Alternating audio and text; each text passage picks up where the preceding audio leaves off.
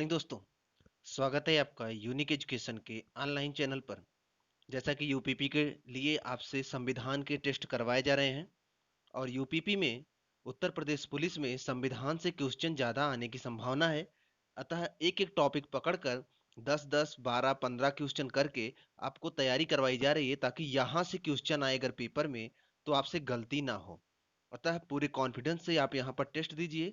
जो गलत हो उसमें जो सुधार हो सके उसको सुधार कर लीजिए। कुछ इंपॉर्टेंट लगे तो अलग से उसे नोट बना के लिख लीजिए। और एक ही बार में अगर वीडियो से तैयार हो जा रहा है तो अच्छी बात है। कोशिश करिए कि अगर यहाँ पर गलती जो क्वेश्चन हो जा रहा है गलती से, वो क्वेश्चन अगर कहीं अब पेपर में उसके बाद मिले तो गलत ना हो। तो ये सोच के आप टेस्ट देंगे तो भविष्य में कहीं भी आप पेपर देंगे, किसी का भी पेपर देंगे, यहाँ से अगर क्वेश्चन मिलेंगे तो आपसे गलती नहीं होगी। तो आशा करते हैं कि आप अच्छा परफॉर्मेंस करेंगे और ज़्यादातर क्वेश्चन सही करेंगे। तो जो इसके पहले वीडियो पड़ा था वो मूल अधिकार से क्वेश्चन था, 10 क्वेश्चन। आज का जो वीडियो है वो मूल कर्तव्य से है, प्लस मूल अधिकार के भी कुछ क्वेश्चन रहेंगे, लेकिन मुख्य रूप से मूल कर्तव्य के हैं। तो चलिए मूल कर्तव्य से देखते हैं। आशा करते हैं कि आप पढ़े होंगे और कोशिश करेंगे कि आप ज़्यादा से ज़्यादा सही करो और आपको ज़्यादा से ज़्यादा उसके बारे में नॉलेज भी दिया जा सके, ताकि मूल अधिकार और मूल कर्तव्य से अब क्वेश्चन अगर आपको मिले तो गलती ना हो। दूसरी बात, आपके कितने नंबर आए कितने क्वेश्चन में, कमेंट बॉक्स में जरूर बताइएगा। तो चलिए शुरू करते हैं। चलिए फिर पहला क्वेश्चन देखते हैं। अच्छे से टेस्ट दीजिए। भारतीय संविधान में मौलिक कर्तव्य कहाँ से ग्रहण किए गए हैं? मूल कर्तव्य जो हमारे संविधान में लिया गया है, ये कहाँ से लिया गया है? ब्रिटेन से, फ्रांस से, आयरलैंड से, रूस से। आप संविधान के विदेशी स्रोत अगर आप पढ़े होंगे तो आपको पता होगा कि मूल कर्तव्य कहाँ से लिए गए हैं। सोचिए। चलिए हम आपको आंसर बताते हैं। यहाँ पर ऑप्शन डी सही है। चौथा ऑप्शन सही है। भारतीय संविधान में मूल कर्तव्य जो हैं ये रूस के संविधान से लिया गया है। दूसरी बात, शुरू में जब संविधान बना था, पहली बात तो आप ये जानते रहिएगा, जब संविधान बना था, जब पूरी तरह से संविधान बन गया था तो था 26 नवंबर 1949। इसीलिए 26 नवंबर को संविधान दिवस मनाया जाता है, ये याद रखना चाहिए आपको। दूसरी बात, संविधान जब पूरी तरह से लागू किया गया वो था 26 जनवरी 1950। संविधान जब 1949 में 26 नवंबर को बन गया था तो उस समय आंशिक रूप से लागू हुआ था। पूरी तरह से 26 जनवरी 1950 को लागू हुआ। ये आपको पता होना चाहिए। प्लस रूस के संविधान से ये लिया गया है मूल कर्तव्य। मूल अधिकार नहीं है, याद रखिएगा, मूल कर्तव्य है। मूल अधिकार तो अमेरिका के संविधान से लिया गया है। और इसके साथ ये जो आयरलैंड है, यहां से क्या लिया गया है, फ्रांस से क्या लिया गया है और ब्रिटेन से क्या लिया गया है। चलिए एक नजर में इसको भी देख लेते हैं। बहुत इंपॉर्टेंट चीज है ये भी आपको पता होना चाहिए कहां से क्या लिया गया है। तो एक नजर में देख लेते हैं, तैयार हो जाएगा। चलिए देखते हैं। यहाँ पर देखिए आप, ऑस्ट्रेलिया के संविधान से हमने क्या लिया है? समवर्ती सूची, व्यापार वाणिज्य समागम की स्वतंत्रता, प्रस्तावना की निहित भाषा, मतलब प्रस्तावना की भाषा, और समवर्ती सूची, ये दोनों बहुत इंपॉर्टेंट है। ये हमने ऑस्ट्रेलिया के संविधान से लिया है। और इसके अलावा ये भी देख लीजिए, ऑस्ट्रेलिया के संविधान से ये भी लिया गया है, केंद्र राज्य संबंध, शक्तियों का विभाजन, व्यापार वाणिज्य समागम की स्वतंत्रता, संसद के दोनों सदनों की जो संयुक्त बैठक होती है, कौन बुलाता है? राष्ट्रपति बुलाता है। अध्यक्षता कौन करता है? लोकसभा अध्यक्ष। आप पढ़े होंगे। तो ये संयुक्त अधिवेशन के जो बुलाया जाता है, इसको इसको भी कहां से लिया गया है? ऑस्ट्रेलिया के संविधान से लिया गया है। अगला देखते हैं, जर्मनी के संविधान से क्या लिया गया है? तो जर्मनी का जो वाइमर संविधान है, यहां से लिया गया आपातकाल के समय राष्ट्रपति की मूल अधिकारों का स्थगन की स्थिति। जो आपातकाल के समय राष्ट्रपति मूल अधिकारों को स्थगित कर देता है, उसके संबंध में शक्तियां हैं, ये जर्मनी से लिया गया है। अगला देखते हैं, सोवियत संघ या पूर्व सोवियत संघ, जिसे वर्तमान में रूस कहते हैं, यहां से क्या लिया गया है?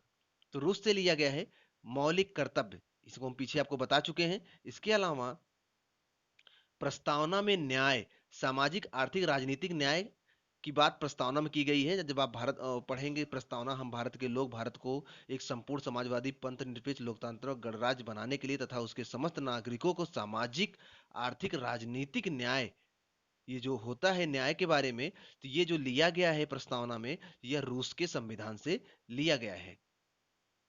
इसके अलावा हम ये देखेंगे कनाडा के संविधान से क्या लिया गया है। तो कनाडा के संविधान से सशक्त केंद्र के साथ संघीय व्यवस्था या फिर संघात्मक विशेषताएं, ये केंद्र से कनाडा के संविधान से लिया गया है। और अवशिष्ट शक्तियों का केंद्र में निहित होना, अवशिष्ट शक्तियां केंद्र के पास, ये कनाडा के संविधान से लिया गया है। और केंद्र द्वारा राज्य के राज्यपालों की जो नियुक्ति की जाती है, जो राज्य में राज्यपाल की नियुक्ति की जाती है, ये बहुत इंपॉर्टेंट है, ये भी कनाडा के संविधान से लिया गया है। तथा उच्चतम न्यायालय का परामर्शी निर्णय, ये भी कनाडा के संविधान से लिया गया है।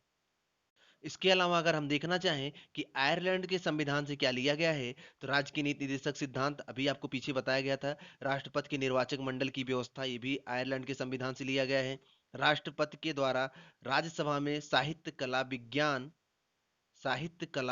विज्ञान इत्यादि क्षेत्र में ख्यात प्राप्त व्यक्तियों का जो मनोनयन किया जाता है, वो भी यहीं से लिया गया है, आयरलैंड के संविधान से। तो इंपॉर्टेंट है, ये भी आप याद रखेंगे। चलिए यहीं पर ये भी देख लेते हैं कि हमने अमेरिका के संविधान से क्या क्या लिया है। तो हमने अमेरिका के संविधान से मूल अधिकार लिया है, न्यायपालिका की स्वतंत्रता, मतलब न्यायपालिका मतलब कि न्यायालय स्वतंत्र होकर न्याय कर सकें। और और क्या लिया हमने, न्यायिक पुनरावलोकन का सिद्धांत। और लिखित संविधान, मतलब अमेरिका का संविधान लिखित है, तो हमारे देश का भी संविधान लिखित है, लेकिन हमारे देश का संविधान विश्व का सबसे बड़ा लिखित संविधान है। न्यायिक पुनरावलोकन होता है कि न्याय जो दिया गया है उस पर पुनरावलोकन किया जा सके, फिर से एक बार उस पर निर्णय लिया जा सके, तो ये भी सिद्धांत हमने अमेरिका से लिया है। उपराष्ट्रपति का पद, पुनरावलोकन, राष्ट्रपति का महाभियोग, राष्ट्रपति में महाभियोग लगता है, सर्वोच्च न्यायालय का गठन व शक्तियां, ये भी अमेरिका के संविधान से लिया गया है। अनुसूचित जाति अनुसूचित जनजाति के न्यायाधीश पदों से हटाया जाना, संविधान की सर्वोच्चता, संघात्मक शासन प्रणाली। एक मिनट। वित्तीय आपातकाल और का समान संरक्षण, ये भी अमेरिका के संविधान से लिया गया है।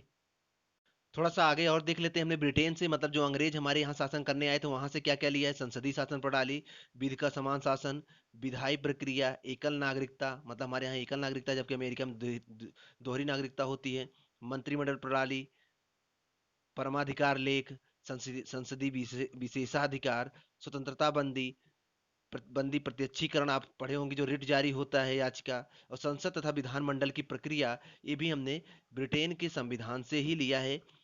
एकल नागरिकता, विधि का शासन, नाम मात्र की कार्यपालिका, ये भी हमने ब्रिटेन के संविधान से लिया है। इसके अलावा अनुसूचित जनजाति के न्यायाधीशों को हटाने की प्रक्रिया, विधि के समक्ष समता का जो अधिकार है, ये भी हमने ब्रिटेन के संविधान से लिया है।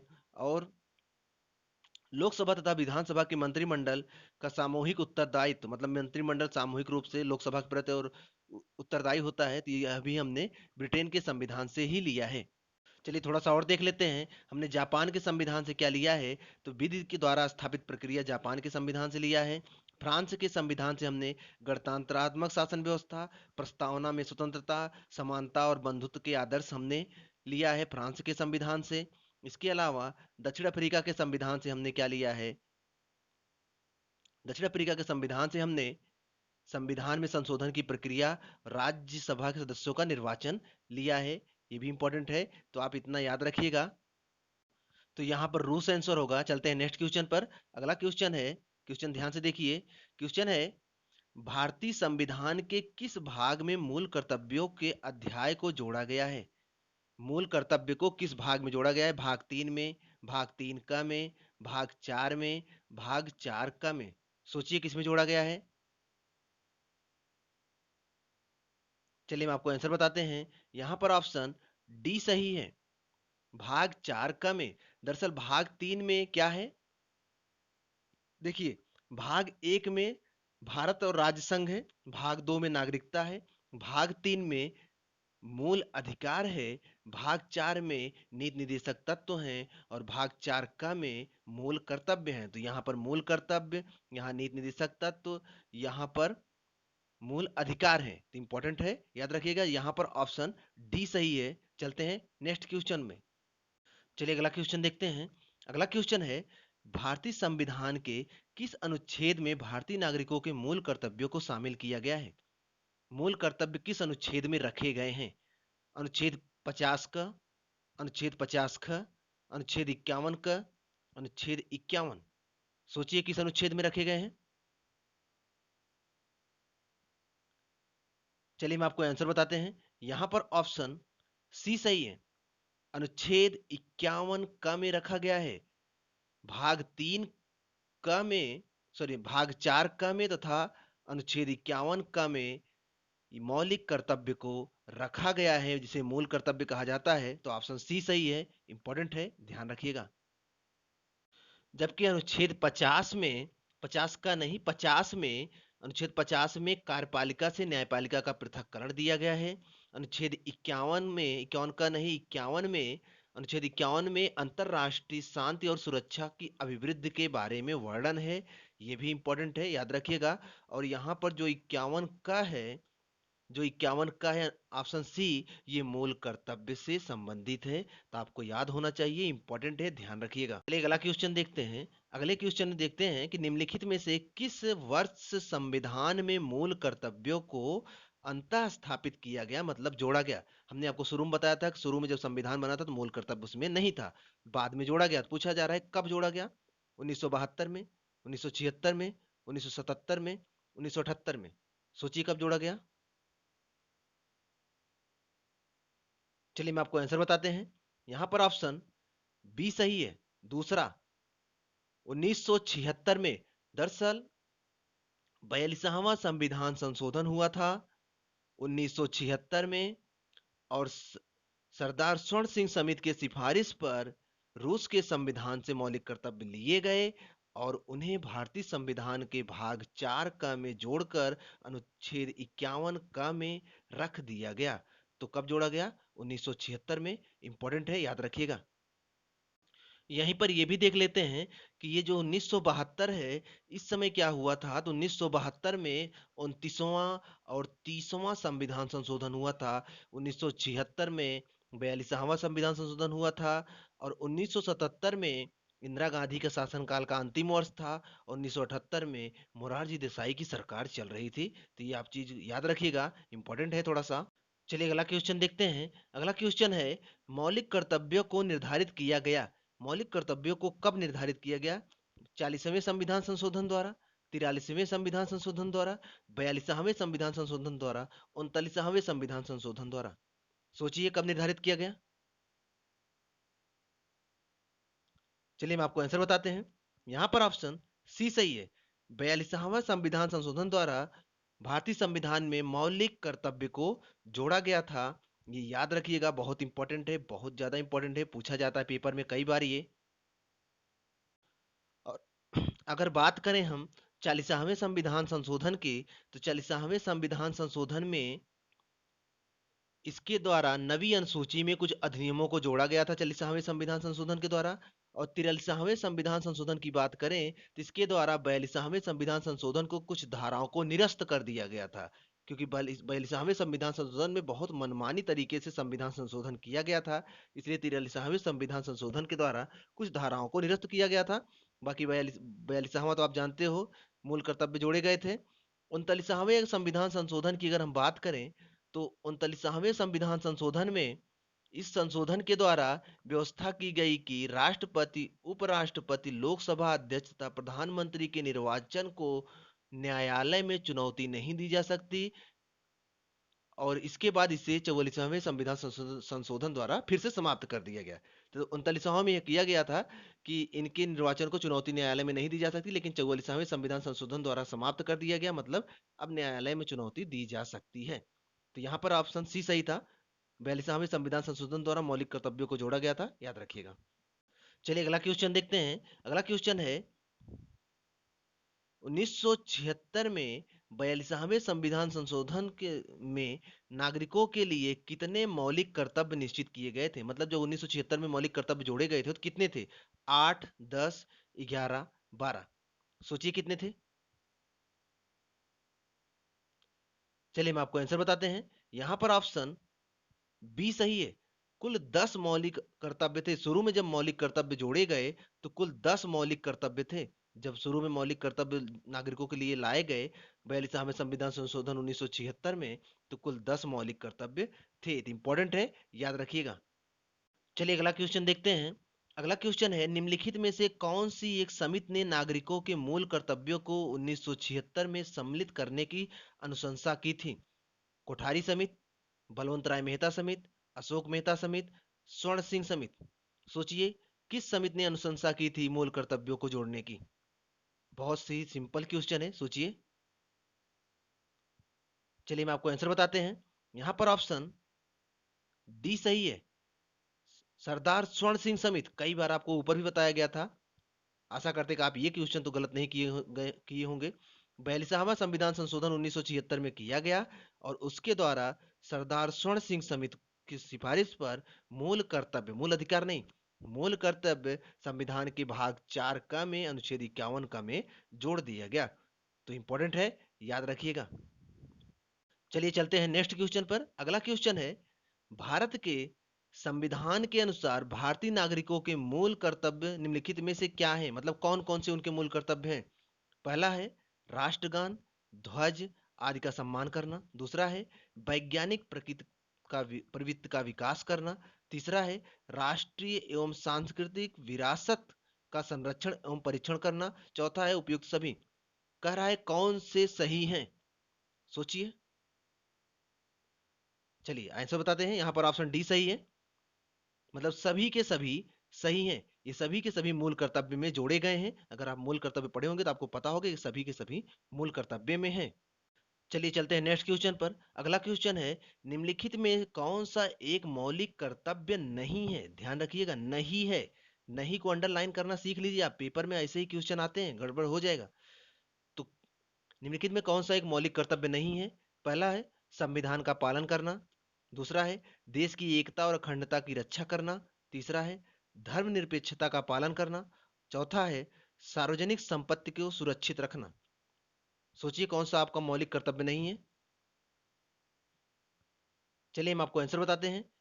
यहां पर ऑप्शन सी सही है, धर्मनिरपेक्षता का पालन करना। ये मौलिक कर्तव्य में नहीं रखा गया। धर्मनिरपेक्षता मतलब आपका, आपके राज्य का या फिर आपके देश का कोई धर्म नहीं है और ये सभी धर्मों को समान हक देता है।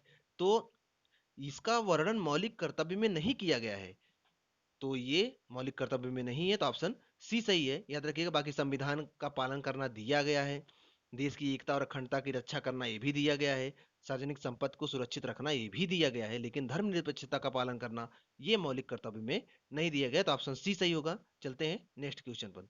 अगला क्वेश्चन देखते हैं। अगला क्वेश्चन है, संविधान में, एक मिनट। अगला क्वेश्चन है, संविधान में उल्लिखित मौलिक मौलिक कर्तव्य किसके लिए हैं? सभी व्यक्तियों के लिए, सभी नागरिकों के लिए, केवल गैर नागरिकों के लिए, केवल केंद्रीय व राज्य के कर्मचारियों के लिए। सोचिए मौलिक कर्तव्य किसके लिए हैं। चलिए हम आपको आंसर बताते हैं। यहां पर ऑप्शन दूसरा सही है, सभी नागरिकों के लिए है। याद रखिएगा, जो भारत के नागरिक हैं उन्हीं के लिए है मौलिक कर्तव्य, विदेशियों के लिए नहीं है। जो मौलिक कर्तव्य निर्धारित किए गए हैं वो केवल भारत के नागरिकों के लिए हैं। याद रखिएगा। चलते हैं नेक्स्ट क्वेश्चन पर। चलिए अगला क्वेश्चन देखते हैं। हमने कहा था कुछ क्वेश्चन मूल अधिकार से भी हैं, तो ये क्वेश्चन मूल अधिकार का है, थोड़ा देख लीजिए। संविधान के अनुच्छेद 25 से कहां तक धार्मिक स्वतंत्रता का अधिकार दिया गया है? मतलब 25 से लेकर कहां तक धार्मिक स्वतंत्रता की बात की गई है? सोचिए कहां तक किया गया है। 27 तक, 28 तक, 29 तक, 30 तक। सोचिए कहां तक किया गया है संविधान में धार्मिक स्वतंत्रता की बात। चलिए हम आपको आंसर बताते हैं। यहां पर ऑप्शन बी सही होगा, 28 तक। 25 से लेकर 28 तक धार्मिक स्वतंत्रता की बात की गई है। दरअसल अनुच्छेद 25 में अंतःकरण और धर्म को अबाध रूप से मानने और आचरण करने की स्वतंत्रता दी गई है, जो कि आप किसी भी धर्म को मान रहे हो तो उसका अंतःकरण और अबाध रूप बिना बाधा के आप मान सकते हो। अनुच्छेद 26 में धार्मिक कार्यों के प्रबंधन की स्वतंत्रता है। अनुच्छेद 27 में किसी विशिष्ट धर्म के अभिवृद्धि के लिए करों के संदाय के बारे में स्वतंत्रता है। और अनुच्छेद 28 में कुछ शिक्षा संस्थाओं में धार्मिक शिक्षा, धार्मिक उपासना में उपस्थित होने के बारे में स्वतंत्रता है। या इंपॉर्टेंट है, याद रखिएगा।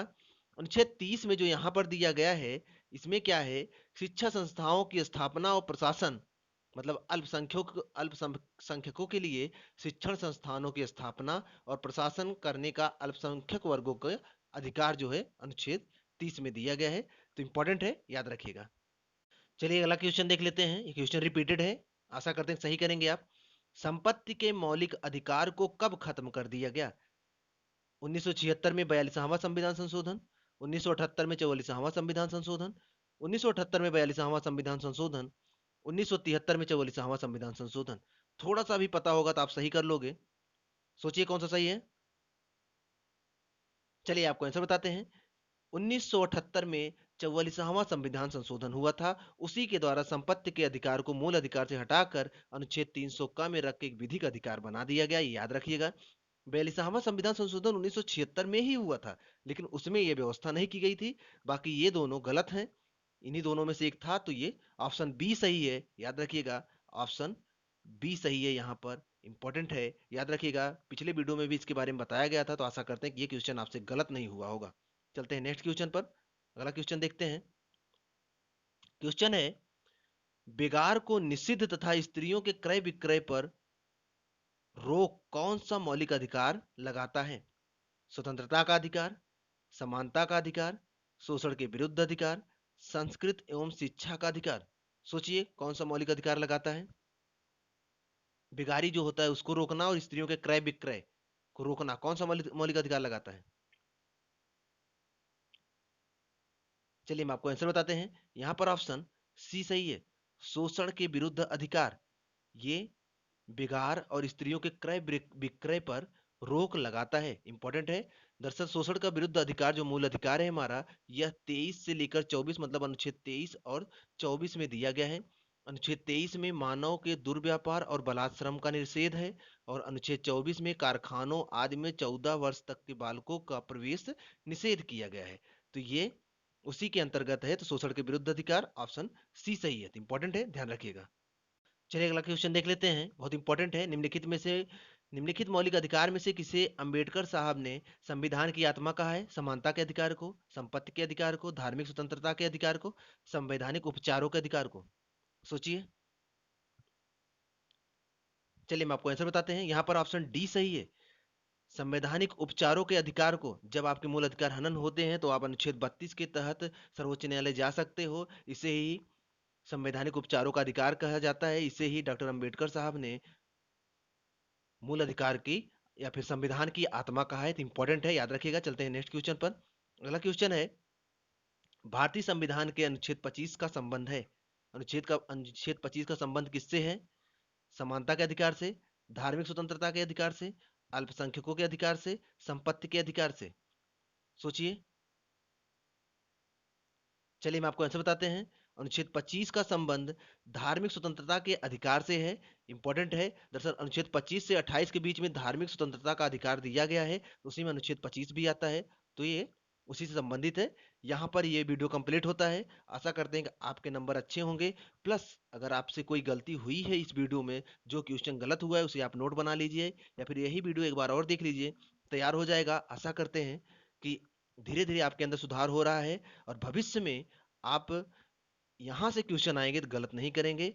मिलते हैं नेक्स्ट वीडियो में। अगर आप चैनल पे नए हो, चैनल को सब्सक्राइब कर लीजिए, और उन लोगों के पास भी शेयर कर दीजिए जो यूपीपी की खास करके तैयारी कर रहे हैं।